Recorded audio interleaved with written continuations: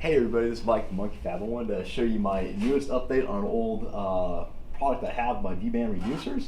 I listened to you guys. You said make them self-aligning mic, make them cheaper, and make them bigger as well. So that's what we did. So I know a lot of guys will go out there and they'll buy a header that'll be a 3-inch collector, and that's fine. But a lot of times working with 3-inch pipe, I have examples over here of just some bends. And you'll see this is a 4-inch, this is a 3-inch, and this is 2 1/4. Looks like I was out at 2 1/2, but you can imagine the difference there. And you'll see the bend radiuses and the sizes. A lot of times when you're working in tight engine bays, it's just a lot more beneficial to knock that down to like a 2 1/2, a 2 1/4. You'll still be able to support lots of horsepower in those situations, and that's what these bands do. They're made so they'll bolt right up to a V-band collector and drop you down a size, so it's a lot easier to work around the engine bay.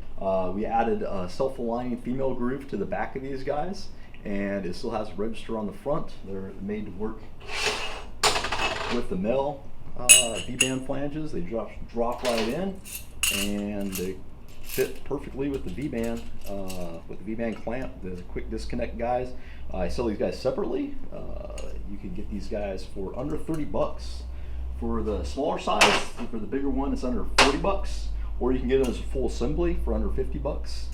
And I think this is under 80 bucks as a full assembly because, of course, the clamps and stuff is bigger and more expensive. But if you got to go from 4 inches to 3 inches, or you want to take a 3-inch V-band down to 2 1/2 or 2 1/4, you can do so. They got a nice register on the top, so they'll just drop right in and weld. They're nice and thick. They're about between 160 thou and 200 thou, depending on what size they are, just in the shape that they have to do the machining. They also work with my aluminum mill V-bands. So if for some reason you wanted to go from a aluminum V-band down to a stainless steel or reduce that, you have that ability to do so.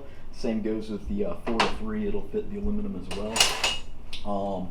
It's a nice option, so if you're working in a cramped engine bay and your collectors are maybe 3-inch or something, or your turbo exhaust is a 4-inch and you need to get that down, you can still support lots of power on smaller tubes. You can just see you're dealing with a physically smaller and a tighter turn radius when you drop it down, and you can still support quite a bit of power. We do sell these collectors, which will just basically, they'll go to a 2 1/4, or we can sell them a 2 1/2 as well.